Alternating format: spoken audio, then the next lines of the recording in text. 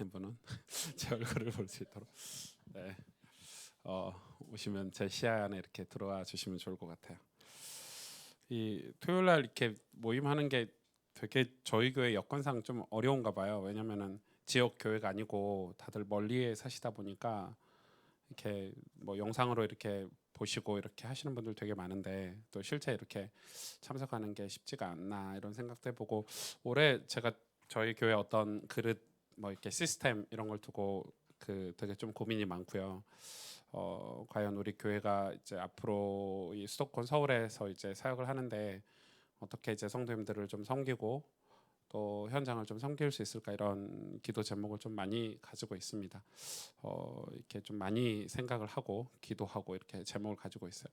우리가 이제 이 지난 5년간은 이제 성경을 통해서 이제 뭐 앞으로 미래 끝까지 우리가 하나님이 어떤 분인지 또 우리 인간은 어떤 삶을 살아야 되는지 고민하고 같이 내용을 이렇게 말씀을 통해서 확인해 봐야 되겠지만, 우리가 복음을 전하는 측면, 선교하는 측면에서는 반드시 우리가 이 시대의 흐름이라든지 우리가 뭘 갱신해야 될 것인지 이런 것들이 좀 필요하거든요.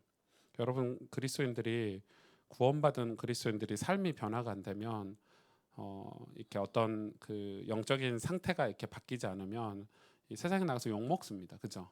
욕 먹고 교회도 똑같습니다. 교회도 이 개혁이 없으면, 리폼이 안 되면 이렇게 교회도 똑같이 욕을 먹고 있고, 이 밖에 이 젊은 청년들, 젊은 세대들은 되게 이렇게 바른 생각을 가지고 이렇게 이 어떤 흐름이 있는데, 교회는 이제 되게 고착화돼 있고 되게 이렇게 그걸 따라가지 못하는 모습들을 되게 많이 봅니다. 그래서 제가 이 단어를 우리에게 이제 고민해야 될 단어는 영향력이죠. 영향력. 뭐 영어로는 뭐 이렇게 쓸 수 있을까요? 맞죠? 이런 단어들. 그러니까 우리가 이 성경에서는 이 하나님의 자녀들이 이 선한 영향력을 끼쳐야 된다. 근데 이게 우리가 어떤 그 영향을 끼칠 수 있는 내용이 있어야 되는 거죠. 내용이 있고, 이 내용 플러스 그릇이 있어야 되겠죠. 어떤 플랫폼 같은 거죠. 베슬 같은. 그래야 우리가 어떤 영향을 이렇게 사람들에게 줄 수 있는데, 이게 좀 많이 고민이에요. 고민이고.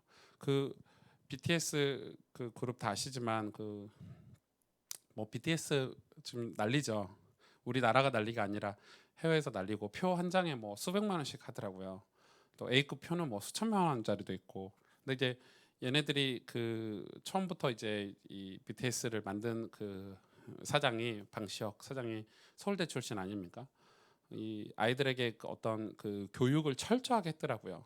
뭐 인터뷰는 이렇게 하는 거고, 그리고 너희들이 나중에 성공했을 때는 이런 삶을 살아야 되고, 또 너희가 훌륭한 아티스트가 됐을 때는 이런 내용들을 갖추고 이 고난과 인내와 역경을 거쳐가야 된다. 이런 이 스토리들이 너무 분명하더라고요.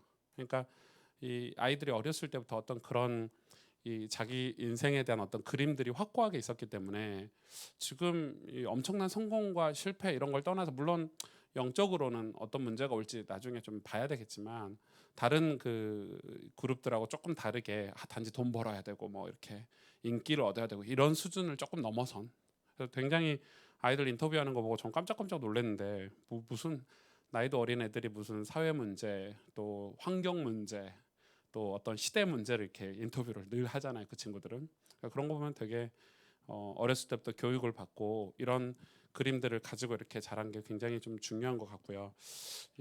그런 거 보면은 교회가 너무 많이 뒤처진 것 같아요. 우리는 늘 그냥 옆 사람하고 갈등하고 있잖아요.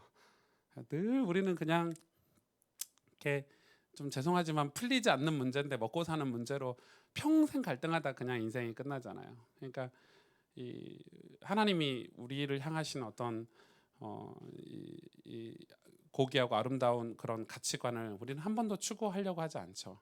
그러다 보니까 어떤 인생의 그림이 잘 없어요. 어떻게 살아야 되겠다.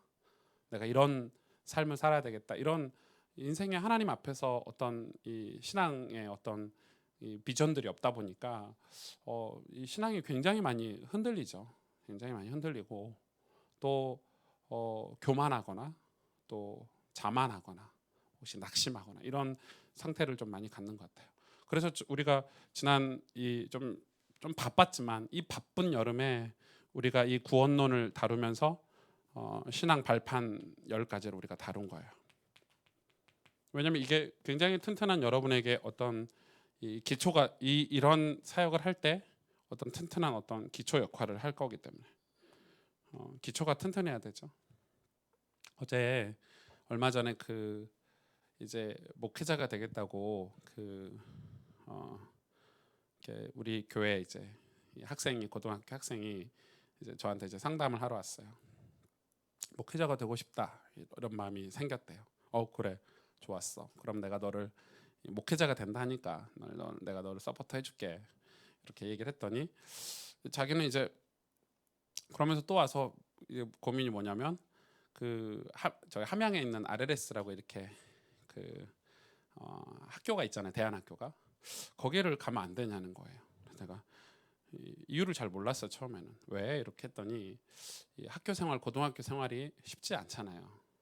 고등학교에서 공부하고 친구들하고 그런 관계를 맺고 선생님들하고 관계를 맺고 또 집에 엄마 아빠와 그런 갈등들 뭐 이런 얘기를 이렇게 하는 거예요. 그래서 제가 이제 그 친구한테 이제 그런 얘기를 해줬어요. 물론 함양에 가면 편하다.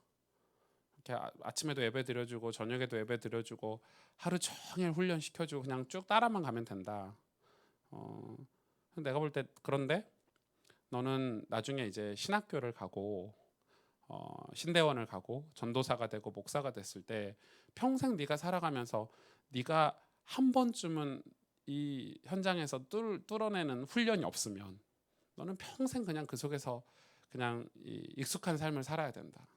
그러니까 지금 고등학교 생활이 좀 힘들고 공부하는 게 좀 힘들고 지루하고 왜냐면은 얘는 가슴이 이제 뜨거운 거예요. 막 수련회 같은 데 갔다 와가지고 막 가슴이 뜨거운 거예요. 막 가슴이 막 뜨겁고 막 나는 막 이 복음 전하고 싶고 막 목사가 되고 싶고 이런 마음이 있기 때문에 학교로 갔더니 아무도 그거를 알아주는 친구가 없고 다 냉랭하잖아요. 불신자 학교니까 이제 그런 갈등 속에 나는 여기 있으면 안 돼. 나는 훈련 받는 곳으로 가야 돼. 뭐 이런 상황이죠. 저희가 이 친구가 이제 알아먹었는지 모르겠지만 제가 어젯밤에는 그래서 그런 얘기를 해줬어요. 네가 여기서 고등학교 3년을 보내는데 불신자 옆에 있는 친구를 위해서 기도도 해보고 인간관계 갈등도 겪어보면서 하나님 앞에 눈물로 좀 힘들고 어려운 부분 기도도 좀 해보고 그러면서 네 안에 근육이 영적인 근육이 힘이 붙어서 네가 어떤 그 과정을 뚫고 지나가서 와 진짜 하나님밖에 없구나. 그리고 네가 한 영혼들 이렇게 가난하고 병든 친구들을 이렇게 돌보면서 네가 어떤 목회자로서 네 인격이 목회자의 그릇이 클 수 있는 유일한 기회라고 나는 생각을 한다. 너 신학교 가면 끝이다 이제.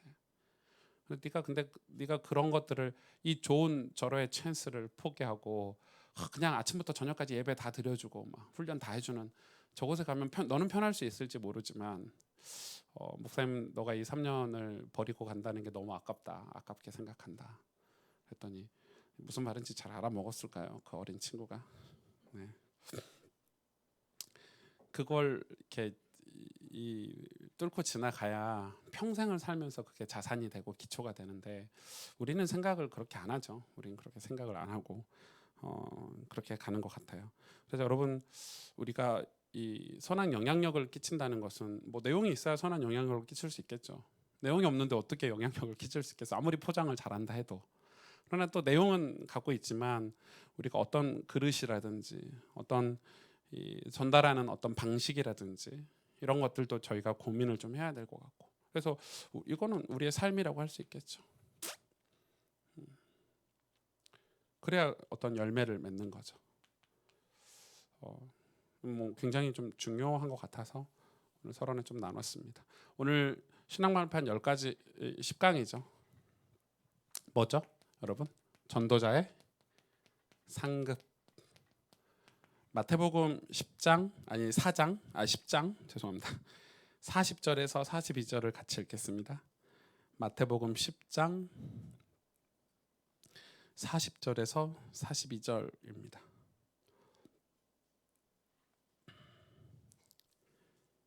마태복음 10장 40절에서 42절 같이 읽을까요? 너희를 영접하는 자는 나를 영접하는 것이요 나를 영접하는 자는 나를 보내신 이를 영접하는 것이니라. 선지자의 이름으로 선지자를 영접하는 자는 선지자의 상을 받을 것이요 의인의 이름으로 의인을 영접하는 자는 의인의 상을 받을 것이요 또 누구든지 제자의 이름으로 이 작은 자 중 하나에게 냉수 한 그릇이라도 주는 자는 내가 진실로 너희에게 이르노니 그 사람이 결단코 상을 잃지 아니하리라 하시니라. 아멘. 이 전도자의 상금, 이거는 하나님이 주신 상금 개념이 아니죠. 이거는 우리가 이 복음, 하나님의 나라를 위해서 헌신하는 사람들을 위해서 우리 그런 서포터를 하는 사람들에게 주는 어떤 이 상금이다라는 이렇게 보상의 개념의 상금이죠. 하나님 우리에게 반드시 보상하시겠다는 거죠. 그런 개념의 상금인데 이 전도자를 내 보내면서 하나님이 이 복음 전하는 사람을 내 보내면서 사실은 이 당시에 마태복음 이 당시에 예수 그리스도께서 복음을 전하러 사람을 내보내는데 엄청난 그런 위험과 희생을 이렇게 요구하는. 왜냐하면 여러분 지금은 우리가 뭐 목사다, 선교사다 했을 때 사실 모든 걸 다 서포터를 많이 하잖아요, 교회들이. 근데 이 당시에는 그냥 뭐 예수님이 아무것도 들고 가지 마라, 지팡이도 의존하지 말아라, 전대도 들고 가지 말아라, 신발도 따로 들고 가지 말아라, 뭐 이렇게 할 정도로 이 전도자가 각 마을마다 복음을 전하러 가는데 그냥 가라는 거예요. 그냥 가라는 거야. 그러면서 하신 얘기예요. 너희 이 전도자에게 물 한 컵, 냉수 한 컵이라도 주는 자는 결탄코 상을 잃지 않겠다. 이렇게 얘기를 하는 거예요. 이거는 굉장히 많은 의미가 있거든요. 이 전도자 상금이라는 이 단어 안에, 이 신앙 발판 10가지 안에 이거에 대해서 오늘 말씀을 좀 나누려고 해요. 쉽게 말하면 돕는 자의 복이죠. 성경은 반드시 이야기하고 있어요. 돕는 자의 복을 얘기하고 있죠. 이게 지난 1강부터 9강까지의 내용을 정리하면 조금 더 수월하게 오늘 말씀이 조금 이해가 될 것 같아요. 그러면 우리는 누구를 도와야 되냐? 또 우리가 왜 도움을 받을 수 있냐? 이 말이에요. 우리가 뭘 전하기 때문에 그렇죠? 복음을 전하기 때문에. 이건 굉장히 좀 중요하죠. 하나님 편에서 볼 때 왜 보상을 주냐 이 말이에요. 왜 상금을 주냐? 왜 누군가에게 특별한 이 혜택을 주냐 했을 때 하나님이 보실 때는 복음을 전하는 사람에게. 근데 이 복음을 전하는 사람이 쉽냐? 쉽지 않다는 거예요. 왜냐하면은 오늘 이 마태복음 10장 전반부에 보면 이 10장 1절에서 쭉 하나님이 12제자를 보내셔서요. 제일 먼저 뭐라고 그랬냐면 하나님이 이 12제자를 부르셔서 너희가 세상에서 뭘 받을 거라고 얘기하고 있냐면 미움을 받을 거라고 얘기하고 있어요. 그리고 두려울 것이다. 여러분 실제죠. 실제 12제자가 복음을 전하러 갔더니 로마 그 당시에 이제 종교 권력자들이 얼마나 미워했습니까? 죽이려고 했잖아요. 결국 다 어떻게 됐죠? 처형당했죠. 이 12제자가 예수님보다 더 비참하게 처형당했거든요. 엄청나게 비참하게 이 순교를 했어요. 그리고 너희가 두려울 것이다. 그러나 두려워하지 말아라. 이렇게 말씀하셨단 말이에요. 이게 여러분 어렵죠. 그리고 세상에 나는 너희를 통해서 세상에 검을 주러 왔다. 이렇게 얘기했어요. 너희가 그래서 뭐라고 그러죠? 이 원수가 너희 집안에 있을 것이다. 뭐 이런 얘기도 하고 뭐 이런 쭉 12제자를 불러놓고요. 여러분 보통 제자 이러면 되게 막 잘해주고 막 이렇게 좀 잘 챙겨주고 이래야 좀 제자죠. 저도 제 성향상 저는 제 밑에서 일을 하는 친구들 되게 많이 챙기는 스타일이거든요. 근데 이제 약간 그게 문제가 될 때가 좀 있어요. 너무 이렇게 챙기다 보니까 그게 나중에 이렇게 되레 이 친구한테 역효과 날 때가 좀 있다 이런 생각을 하는데 아무튼 하나님이 예수 그리스도께서 평생에 걸쳐서 이 12제자를 선발을 하셔가지고 이 복음을 전하라고 보내면서 이런 얘기를 하신단 말이에요. 그러니까 저와 여러분이 우리가 복음을 전한다는 게 어떤 일인지 우리가 좋은 소식을 전한다는 게 어떤 일인지, 왜 이런 일이 벌어지죠? 왜? 세상은 어떤 상태이기 때문에 그렇죠? 성경에 분명히 기록하고 있죠. 사단이, 악한 영들이 세상을 장악하고 있기 때문에. 이건 뭐 완전 사실이잖아요. 그렇기 때문에 당연히 정의롭고 진실하고 또 하나님 나라에 대해서 진실하게 얘기하는 것을 세상이 좋아할 리가 없죠. 여러분, 하다못해 우리가 그냥 일반 세상에서 이 신앙하고 상관없이 이 정직하게 살면 사람들이 바보라 그러잖아. 야, 그렇게 산다고 누가 너 알아주냐? 뭐 이런 식이잖아요. 다 뒤에서 해먹고 빼먹고 이러니까. 그렇지 않아요? 여러분, 그렇지 않아요? 얼마 전에 이 신문에 보니까 무슨 건물이 하나 또 무너졌죠. 여러분, 우리나라 건축 기술이 세계 랭킹 1, 2위 하는 나라예요. 그런데 빌딩이 그 6층, 7층짜리가 무너지는 게 말이 돼요? 왜 6층, 7층짜리 빌딩이 건축하다가 무너졌겠어요? 우리나라 건축 기술이 세계 랭킹 1, 2위 하는 나라라니까요. 롯데타워 가보셨죠? 얼마나 잘 지어놨는지. 그런데 7층짜리인가 6층짜리가 무너졌어요. 건축하다가. 왜 무너졌게요? 빼먹어서 그래요. 철근이 10개가 들어가야 되는데 5개만 넣어먹는 거예요. 이제 그 사람들 그 건물 무너진 거 추궁하느라고 물어봤죠. 이게 왜 그러냐? 나는 1개밖에 안 빼먹었는데 9개면 튼튼한데. 또 이 사람은 나도 1개밖에 안 빼먹었는데. 해서 한 5명이 5개 빼버리니까 무너지는 거예요. 왜? 그래놓고 건물 지어놓고 이렇게 겉에 딱 페인트 칠해버리면 속은 안 보이니까. 그러니까 우리 대한민국 사람의 단점은 뭐냐면 겉만 번지르 해요. 안 보이는 데서의 삶이 정직하지가 않아. 사실은 안 보이는 데서의 삶이 더 정직해야 되는데 그게 더 멋있는 사람이잖아요. 하나님을 믿는 사람이라면. 그런데 우리는 반대죠. 안 보이는 데서는 누가 안 보는데 하고 대충 살고, 누구 보이는 데서는 이렇게 멋들어지게 이렇게. 그러니까 그러기 때문에 이런 거칠애가 심한 우리나라에서 정직하게 살고 바르게 살고 이거는 굉장히 어려워요. 그래서 요즘은 이 초등학생들한테 뭐 이렇게 중고등학생들한테 강의를 할 때도 그런 강의를 하기가 어려워요. 특히 저 같은 사람은 청소년 사역을 하면서 굉장히 정직해라, 바르게 살아라 이런 강의를 많이 하거든요. 사역자들이, 부모님들이 싫어하더라고요. 목사님 그런 걸 가르치면 어떡하냐고. 저보고 왜? 그거 율법 아니냐면서. 아니, 정직하게 살라는 게 율법이에요. 아니, 야, 너네 대학교 못 가도 되니까 바르게 공부하고 정직하게 공부해야지. 이렇게 가르치면 부모님들이 항의하러 와요. 수단과 방법을 가리지 않고 결과만 좋으면 됐지. 복음 가진 사람들이 그렇게 얘기한단 말이에요. 지금 그게 맞아요, 여러분. 그러니까 여러분, 이게 12제자가 정말 하나님 나라의 복음을 전한다면 이런 결과들이 있을 거예요. 미움을 당하고 두려울 일이 생기고 이런 원수들로 인해서 고통을 당할 수 있어요. 왜? 뭘 전하기 때문에 그렇죠? 복음을 전하기 때문에. 복음을 안 전하면 세상은 반응을 하지 않아요.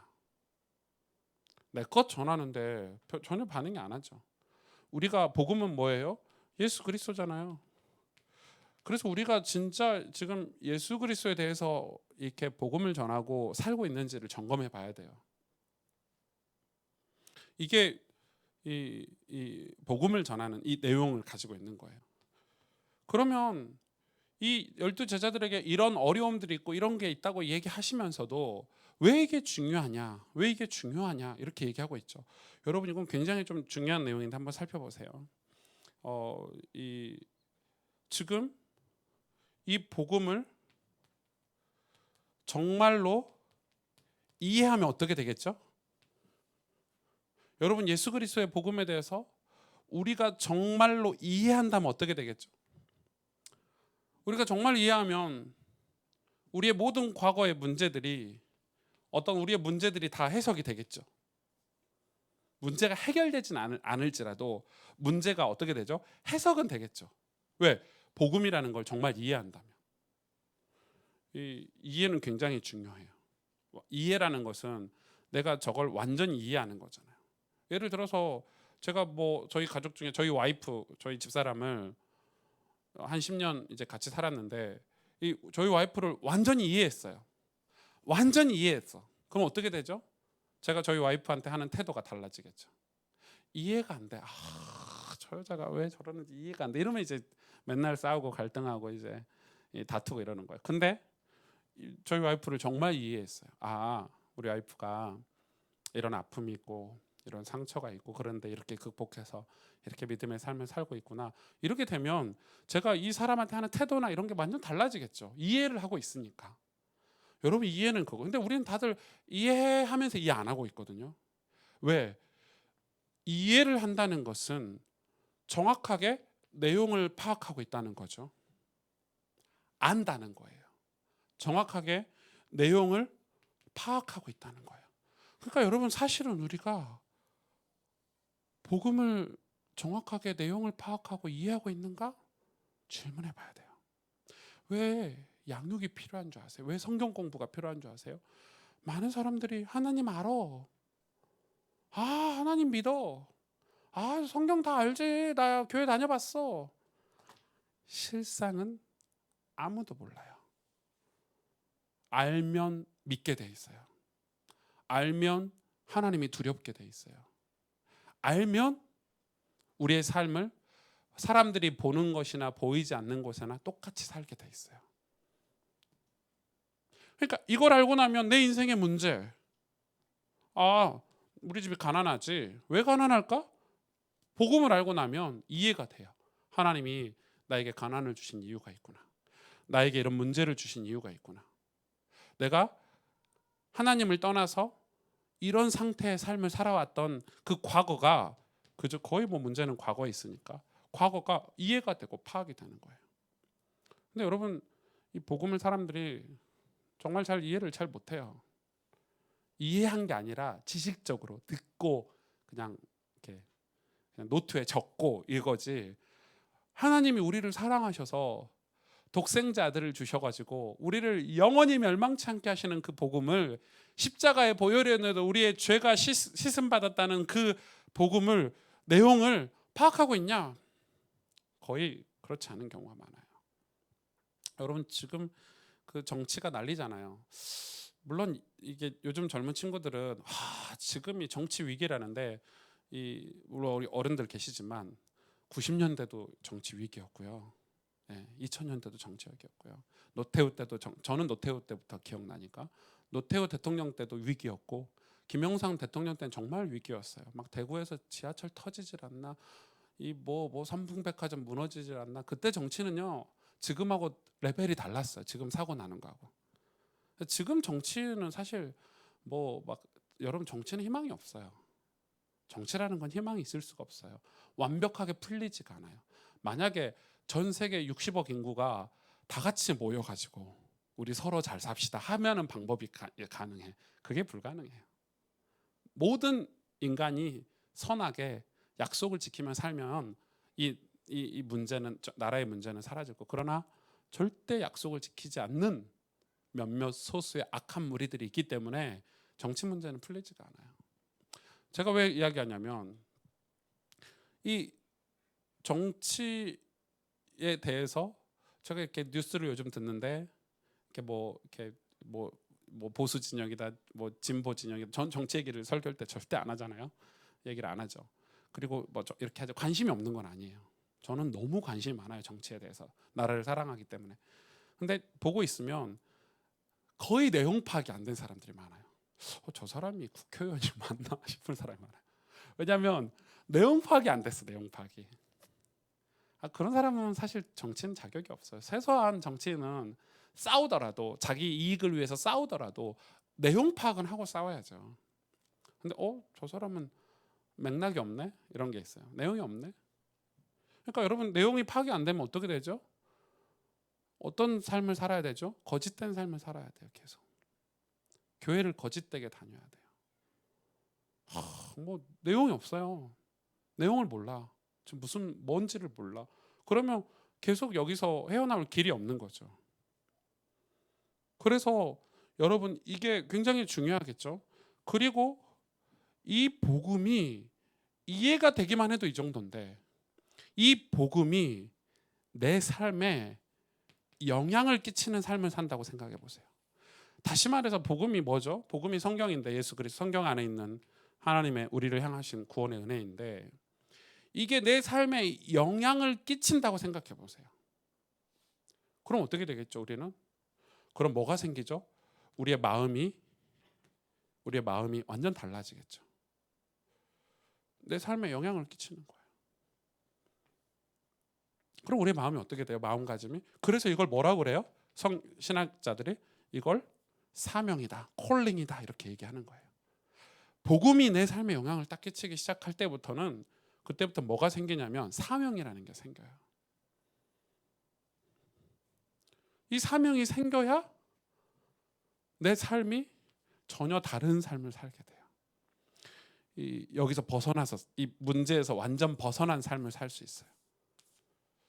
제가 고등학교 때 이게 복음에 대해서 들었는데 사실 그때는 어린 마음에 그냥 복음이 지식적이었고 신학교를 가고 제가 조금 이렇게 철이 뭐 지금도 철은 안 들었는데 신앙이 믿음의 철이 좀 들고 나니까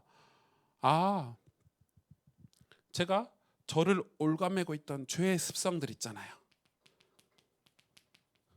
죄의 습성들. 저를 다 올가맸던 저희 가정의 문제들. 그죠? 어떤 내 삶의 어떤 자존심 같은 것들. 그런 거 있잖아요. 어떤 상처 이런 것들. 이런 거에서 싹 벗어나더라고요. 이게 중요하지 않구나. 어느 날 갑자기. 이거 별로 중요한 게 아니구나. 그래서 여러분 저는 이 목사지만 목회를 하는 목사지만 제 친구들한테 가면은 그냥 천진난만한 친구 역할을 하고요. 집에 가서는 거의 종으로 이렇게 성경에 기록됐잖아요. 네. 그래서 종으로 살고요. 저희 집에 가서는 막내 아들로 그냥 막내 아들로 살고요.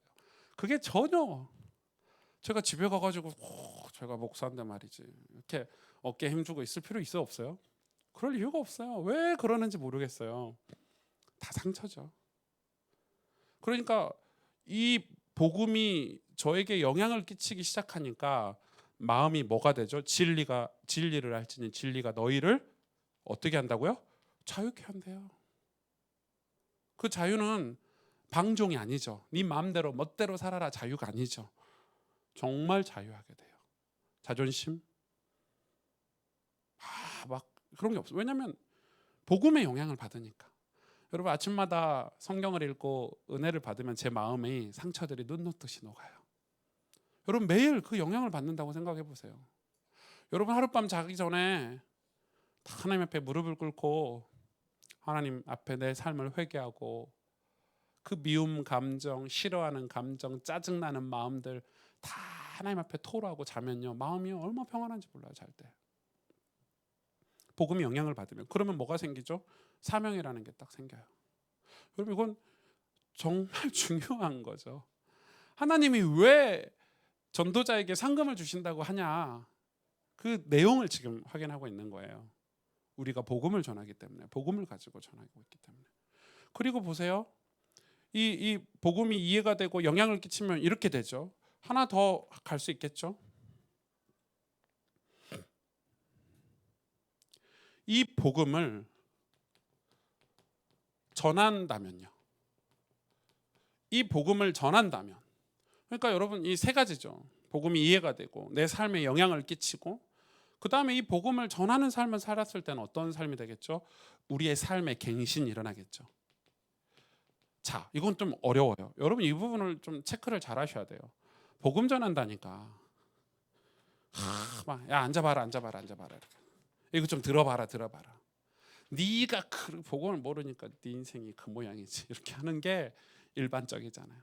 나는 똑똑하고 너는 모자라고. 나는 뛰어나고 너는 좀 덜 뛰어나고. 이게 우리의 오류죠. 오류. 여러분 이 복음이 정말 내용이 파악되고 이해가 되고 복음에 영향을 끼치는 사람은 절대 복음을 그런 식으로 전하지 않아요. 아주 바보죠. 복음을 받은 시기가 다를 뿐이지. 여러분 제가 저희 아버지 어머니한테 복음을 그렇게 전하겠어요? 엄마 인생 실패했네. 엄마 똑바로 살아. 엄마 복음을 모르. 이게 아들이 할 짓이에요? 저희 어머님이 얼마나 멋있게 성실하게 사셨는데. 그러니까 복음이 이해가 되고 영향을 받으면 어떻게 되죠? 어머님을 향한 존경하는 마음이 생기죠. 그거는 어머니가 복음을 듣고 하나님 자녀가 됐든 안 됐든 상관이 없어요. 그래서 그때부터는 내 삶이 바뀌어서 저분을 섬기고 돕고 배려하고 어떻게 하면 사랑할까? 어떻게 하면 용서할까? 이렇게 복음이 전해지는 거예요. 복음은 그렇게 전하는 거예요. 낮은 곳에서 종으로. 맞죠? 우리가 세상은 그렇게 섬겨야 되는 거예요.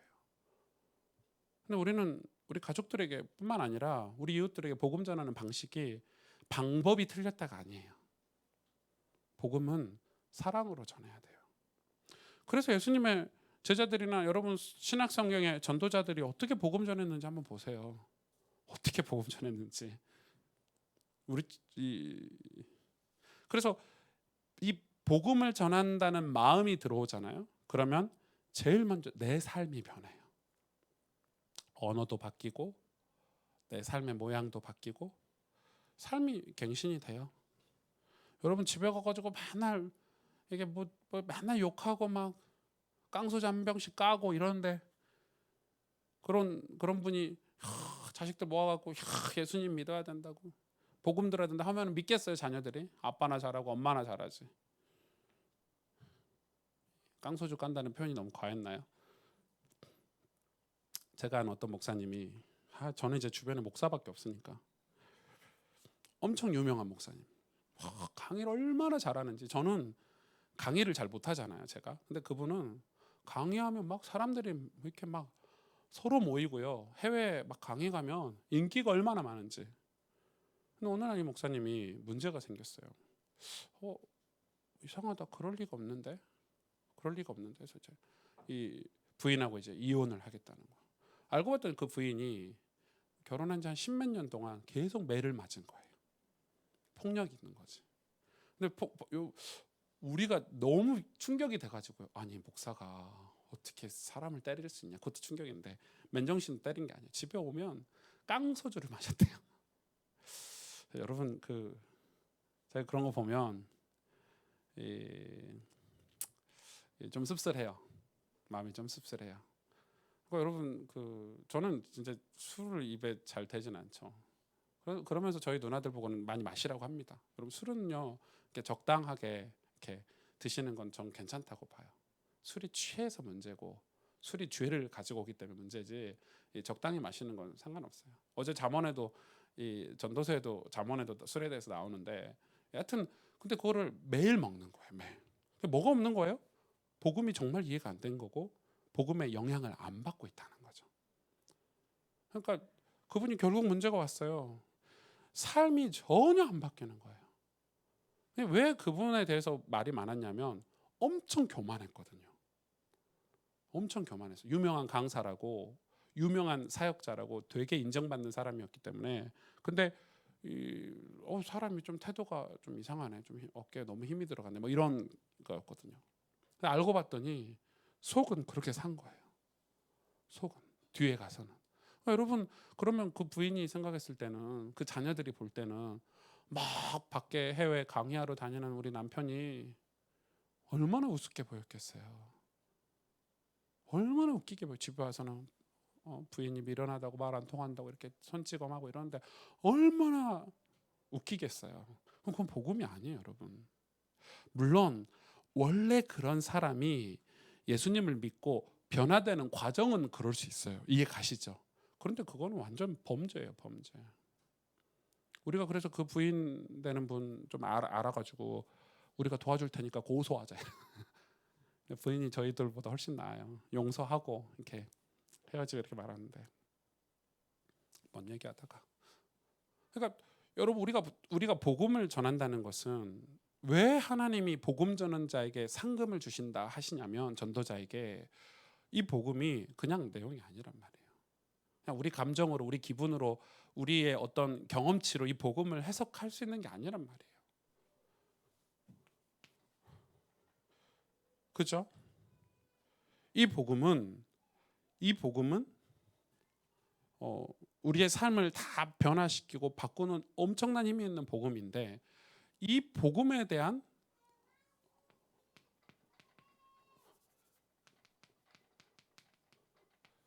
세상의 유일한 길이죠. 그래서 이 세상을 이해를 해야 되겠죠. 세상 아까 얘기했죠. 여러분, 세상은 답이 없어요. 이 세상은 우리가 잠깐 왔다 지나가는 어떤 이 나그네 인생을 사는 저와 여러분에게 세상은 영원할 것 같지만, 성경의 세상은 영원하지 않다고, 반드시 끝이 온다고 기록되어 있어요. 근데 여러분, 우리는 100년 정도 살다가 80년, 90년, 100년 살다 가지만 우리 후대들은 세상에 계속 남아서 살잖아요. 우리 자녀들은. 그죠? 여러분, 우리가 이기적으로 생각한다 해도 우리 후대들이 이 세상에 계속 남아 살아요. 그러니까 여러분, 우리가 지혜로운 사람들은, 환경운동하는 사람들, 이런 사람들은 이거 생각하는 거거든요. 지금 여러분, 브라질에 이 산불이 지금 몇 달째 안 꺼지고 있죠. 거기는 전 세계 그 공기를 제공하는 허파역화라는 이 아마존이 있는데, 아마존이 지금 다 불에 타고 있어요. 여러분, 어떻게 해야 돼요? 저는 그거 혹시 우리가 뭐 헌금이라도 해가지고 내가 이 돈이라도 보내서 그게 도움이 된다면 돈 보내고 싶어요. 그게 지혜잖아요. 우리가 영향을 받는다니까요. 영향을 받아요. 여러분, 일본에 이 원자력 발전소가 터져가지고 이 방사능이 완전 다 퍼져가고 있는데 그게 남의 일입니까? 아유, 일본 꽃이다 씨. 다 죽어버려라. 뭐 이게 그게 할 말입니까? 하여튼 대한민국 사람들 문제 있어요. 그래놓고 꽃이 돼요. 일본 사람은 사람 아니고 영혼 아닙니까? 꼬실 게 따로 있지. 다 우리한테 영향이 와요. 다 영향이 온다니까요. 이게 세상인데, 여러분, 우리 후대가 계속 살아가야 될 세상이에요. 이 세상에 우리가 뭘 전해줘야 되겠죠?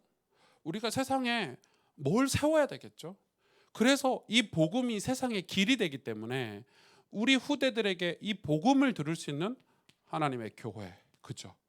이 교회는 건물이 아니에요. 우리 자녀들에게 남겨야 될 어떤 영적인 유산 같은 거죠. 신앙을 얘기해요. 그러니까 우리가 지금 인생을 살아가는 게 헛된 게 하나도 없어요. 우리 장로님들, 권사님들, 집사님들이 한 30년, 40년 이렇게 신앙생활, 교회를 섬기고 이렇게 복음 은혜를 받고 애써서 성실하게 살았는데 결과가 뭐 없어. 막 회장이 되거나 막 사장이 되거나 부자가 되거나 이러지 않았어. 우린 그런 걸로 열매를 맺는데 그렇지 않다니까요. 성실하게 신앙을 생활을 하고 하나님 부르셔서 가고 나면 자녀들이 부모를 봤을 때 뭘 보냐고요. 그래, 우리 아버지는, 우리 어머니는 하나님을 사랑했어. 여러분, 그게 자녀들에게 사실 최고의 축복이에요. 돈 남겨줘 보세요. 그 아빠가 우리 아빠 맨날 불법 이렇게 하고 막 교회만 다녔지 말만 장로지 뒤에서 맨날 욕이나 했었고 막 이러면 자녀들 신앙 다 잃어버려요. 그 재산 몇 대 갈 것 같아요? 재산 몇 대 못 가요. 근데 면은 끝까지 가냐면요, 신앙은 끝까지 가요.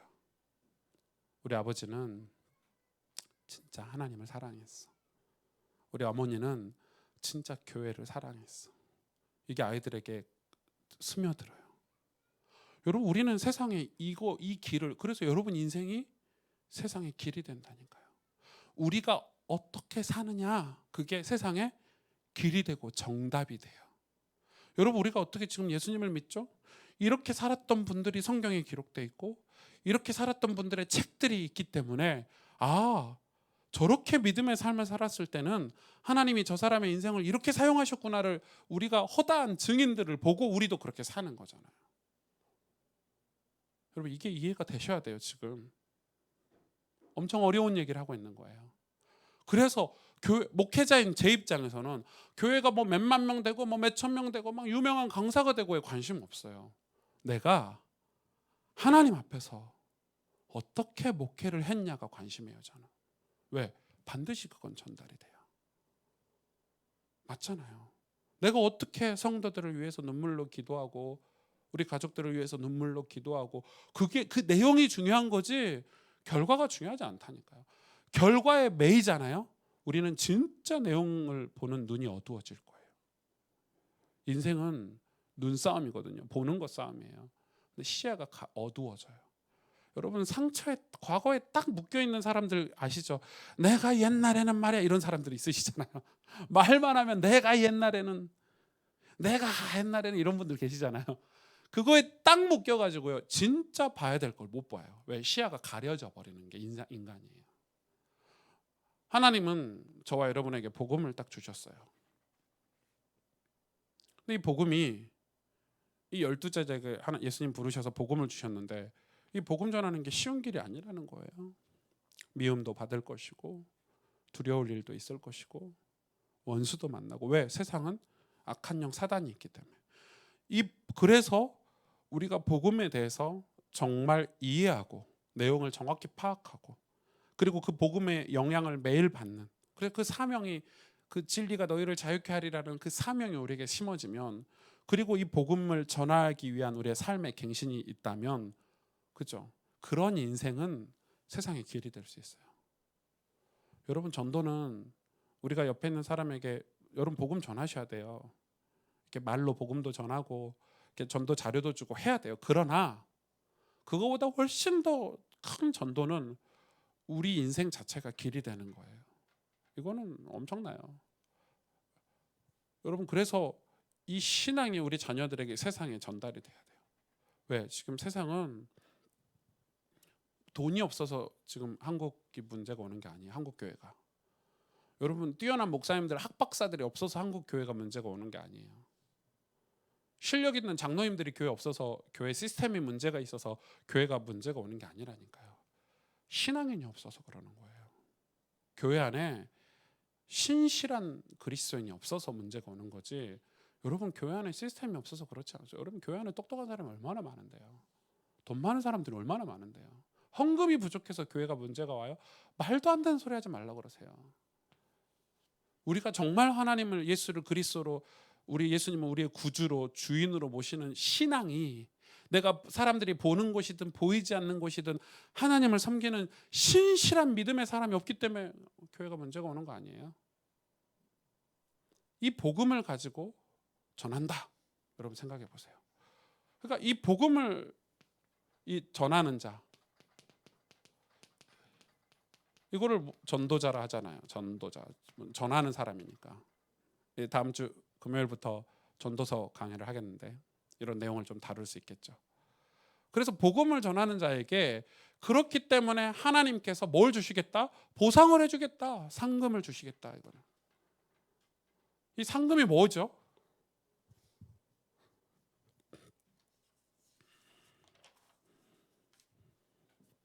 하나님이 이 상금을 주시겠다고 했어요.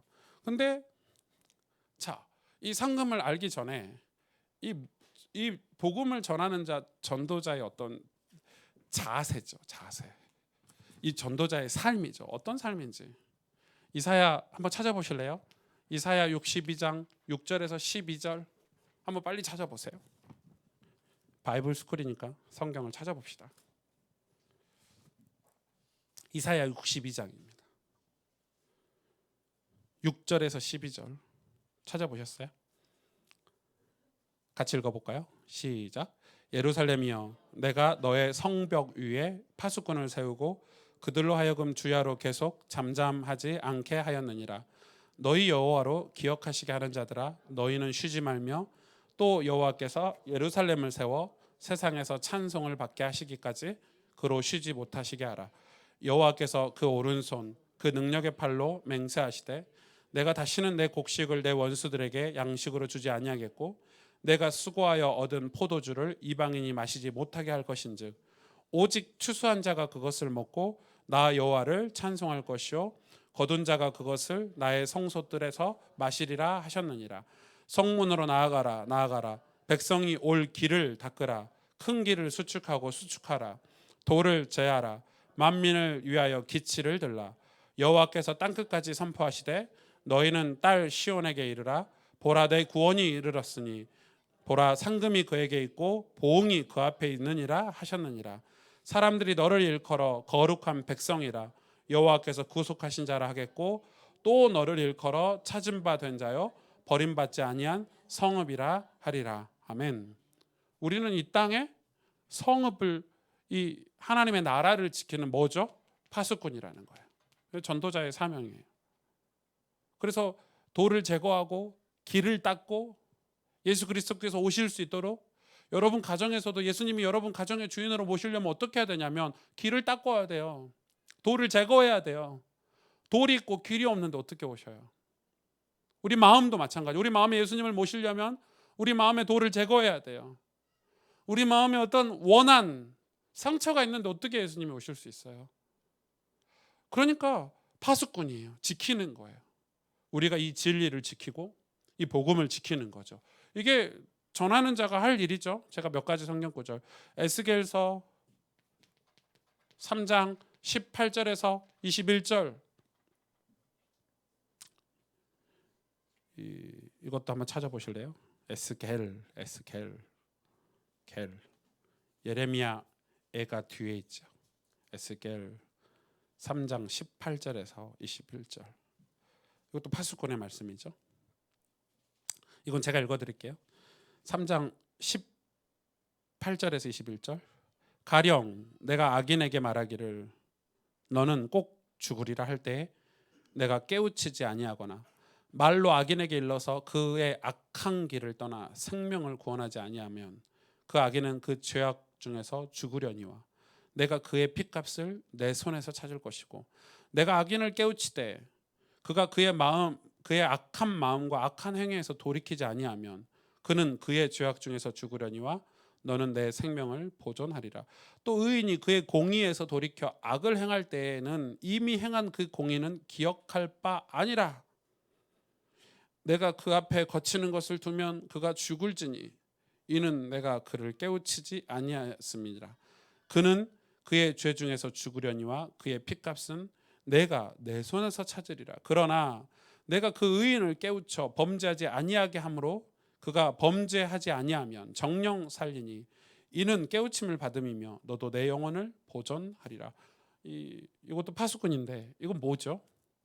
우리가 악인을 그대로 두면 안 된다는 거예요. 그를 깨우치지 않으면 그의 죄값을, 그의 피값을 우리에게서 찾는데요. 반대로 우리가 그들을 위해서 깨우치고 그들에게 복음을 전하고 그들에게 이 길을 전해줬는데도 불구하고 그들이 죄악 중에 죽으면 그 핏값은 그들에게서 찾는다는 거예요. 그게 하나님의 백성 전도자가 하는 일인 거예요. 이것도 파수꾼이죠. 우리는 최소한의 의무는 우리가 천국과 지옥을 알고 있다면, 구원이 무슨 말이고 복음을 정말 내용을 파악하고 이해하고 있다면 우리는 이 복음을 전하는 삶을 살아야 돼요. 최소한 말은 해줘야 돼요.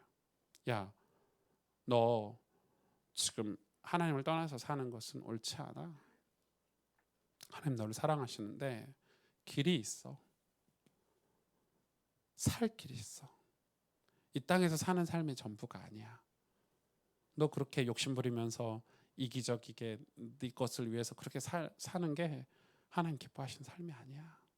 이거를 말해주라는 거예요. 악인을 깨우쳐주라는 거예요. 이제 에스겔서의 메시지고요. 하나 더 볼까요? 베드로전서 2장 9절. 너무 잘 아시는 말씀이죠. 베드로전서 2장 9절.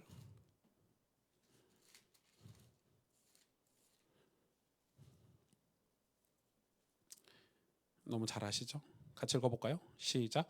그러나 너희는 택하신 족속이요 왕같은 제사장들이요 거룩한 나라요 그의 소유가 된 백성이니 이는 너희를 어두운 데서 불러내어 그의 기이한 빛에 들어가게 하신 이의 아름다운 덕을 선포하게 하려 하심이니라. 아멘. 그러니까 여러분 지금 이것도 같은 말씀이죠. 제가 세 구절만 이렇게 봤는데 전도자의 사역이죠. 이렇게 전도자가 이런 세상에서 전도자의 삶을 살 때 그에게 뭐가 있다고요? 상금이 있대요. 이 상금이 뭐예요, 여러분? 이 상금이 뭐죠?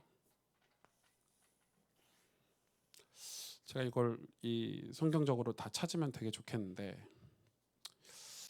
저는 개인적으로 이렇게 생각을 해요. 전도자에게 주신 상금은 은혜다. 이렇게.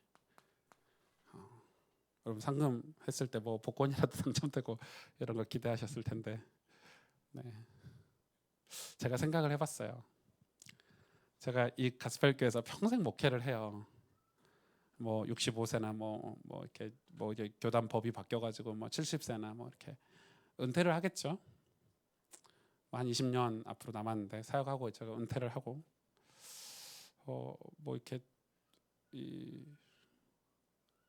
내가 평생 목회하고 받은 상금이 뭘까 이런 생각을 좀 해봤어요. 내가 뭘 위해서 이렇게 살고 있나 이런 생각을 해봤어요. 아까 뭐 이렇게 예찬이가 얘기하던데 요즘은 그 엘리트들이 그 알바하면은 뭐 시급이 3만 얼마래요. 그래서 제가 나 좀 하고 싶다. 저는 최저 시급이 안 되거든요. 제 뛰는 한 달에 삶에 제 월급이 최저 시급이 안 돼. 그러니까 저런 시급이 3만 얼마? 예찬아 얼마? 3만 7천 원 시급이. 와, 10시간 일하면 37만 원이잖아요. 예. 한 10일만 일해도 이렇게 요즘은 그렇게 사는구나. 저는 제가 생각을 해봤어요. 물론 여러분이 이렇게 뭐 차도 사주시고 이렇게 월급도 주시고 제가 이렇게 부유하게 사는 편인 것 같아요. 제 또래들보다는 좀 잘 사는 것 같고 또 주변에서 가족들이 저를 되게 많이 도와주고 누나가 6명이나 있으니까 누나들이 제 팬티를 한 장씩만 사줘도 6장씩 있잖아요. 그러니까 뭐 걱정 없이 사는데 제가 지금 제가 만약에 목회 어떤 목적을 그런 거에다 두잖아요. 맞잖아요. 나는 이거. 그럼 저는 제가 20년 동안 헛살 것 같아요. 우리가 하나님께 받은 상금이 만약에 세상에 있다면 제 목회는 절반짜리 목회인 거예요. 이해가 되시죠? 어쩌면 절반도 안 될 수 있어. 민재가 저렇게 빨리 커가지고 까불고 다니네. 그러니까 제가 하늘에서 받을 어떤 면류관 있잖아요. 내 아들아, 내 종아, 네가 참 수고했구나. 하나님께 그거 받는 게 진짜 상금이잖아요. 이 땅에서 목회했더니 뭐 집이 몇 채가 있고 막 뭐 요즘 목사님들 그러시잖아요. 어떤 목사님 뭐 타고 다니신다고요? 뭐 롤스로이스 타고 다니시고 막 이런다는데 그게 만약에 제 목회의 목적이라면 나는 목회 성공해가지고 이런 삶을 살 거야 이게 목적이라면 저는 목회 완전 싹건 목사인 거예요. 아닌가요? 완전 싹건 중에 싹건이죠. 그럼 하나님 앞에 갔을 때는 하나님이 무슨 구원을 주시냐면 그때 부끄러운 구원이죠. 야, 너 왜 그렇게 살다 왔냐 이렇게 하실 것 같아요. 저한테. 저는 진짜 감사한 게 이게 진짜 믿어져요. 늘 이게 생각나요. 제가 그런 동기가 생길 때마다 하나님 앞에 섰을 때가 생각나요. 왜?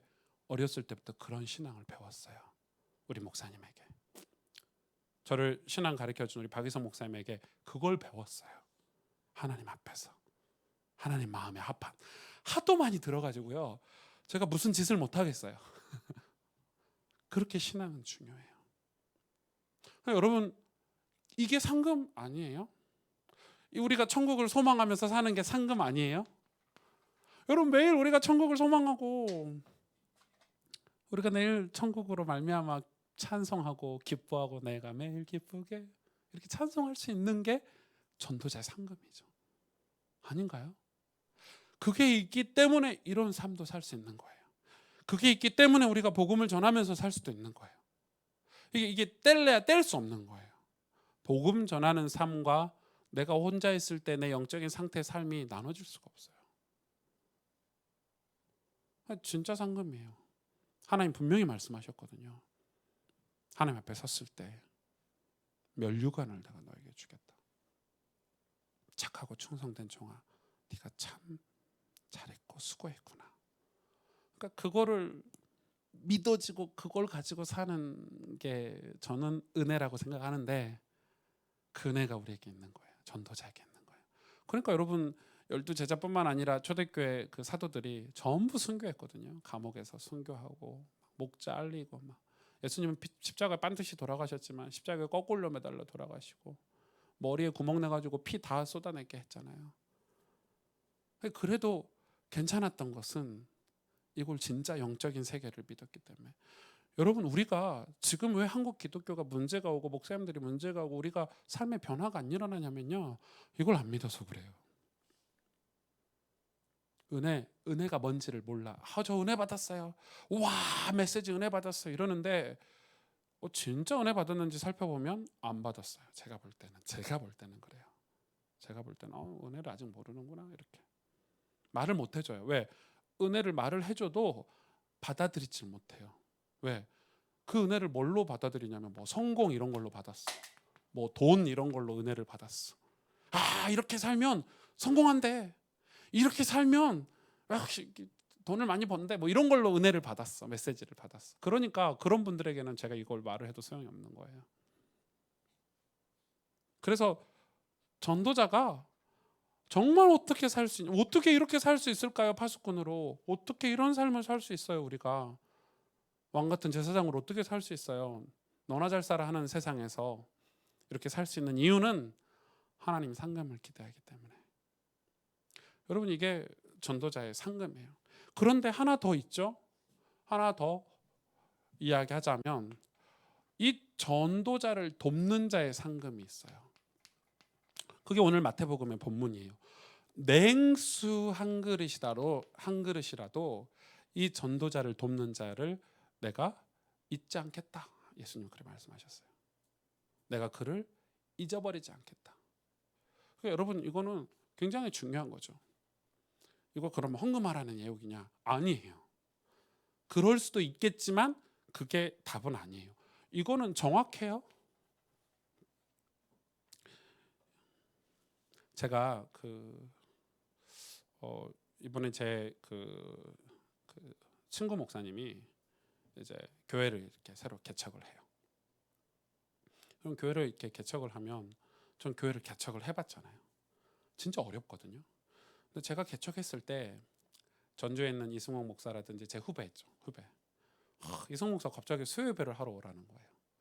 근데 그때가 개척해서 이제 막 1년이 안 됐을 때 제가 교회에서 사례비를 안 받을 100만 원인가 이렇게 안 받을 때인가 하여튼 그럴 때예요.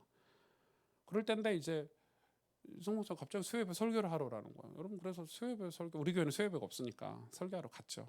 설교하고 났더니 봉투를 이렇게 탁 주는데, 제가 뭐 이렇게 설교했으니까 사례비 주는가 보다 하고 이렇게 올라오는 기차에서 이렇게 열어봤죠. 열어봤던 돈이 엄청 커요. 제가 생각하는 거 10배야.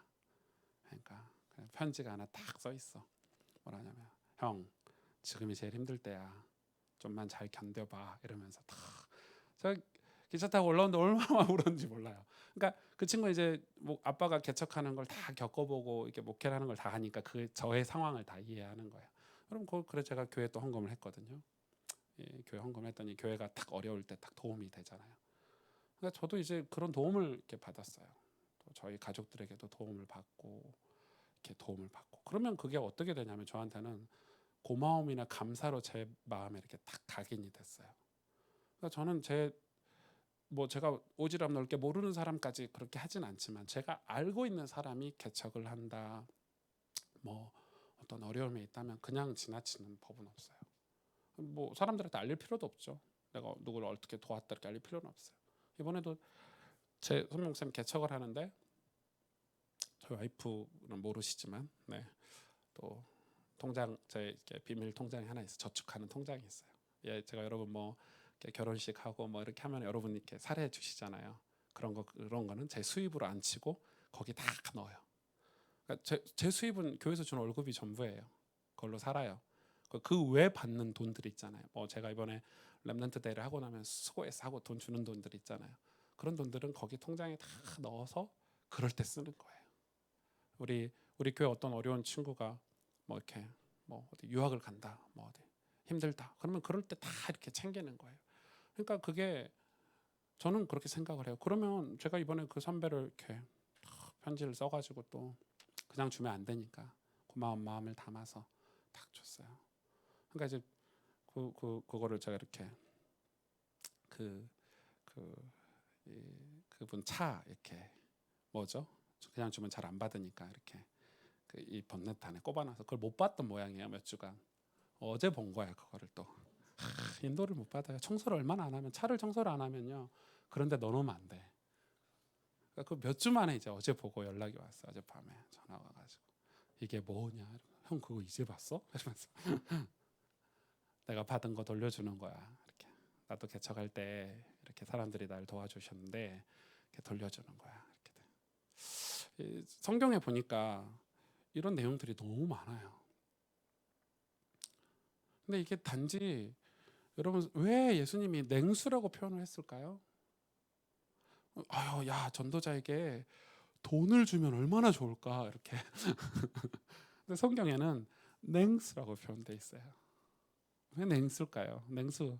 여러분 그 당시에는 이 둘씩 짝져가지고 위험하니까 이렇게 마을을 돌아다니면서 복음을 전하고 병든 자들에게 안수하고 예수님 믿으세요 얘기해주고. 근데 그 길이 얼마나 힘들어. 그래서 그분들이 실제로 필요한 거는 밥이고 냉수였어요. 그죠? 먹고 자는 거였어요. 그러니까 사실은 우리가 지금 선교사를 돕는다, 가난하고 병든 자를 돕는다 했을 때 우리가 실제 이 사람들의 필요를 알고 돕는 게 좀 중요한 것 같아요. 그럼 그거는 우리 성도들도 마찬가지인 거예요. 그럼 지금 서울에서 제가 강남에서 목회하는데 저희 교회 가난한 사람이 있어요?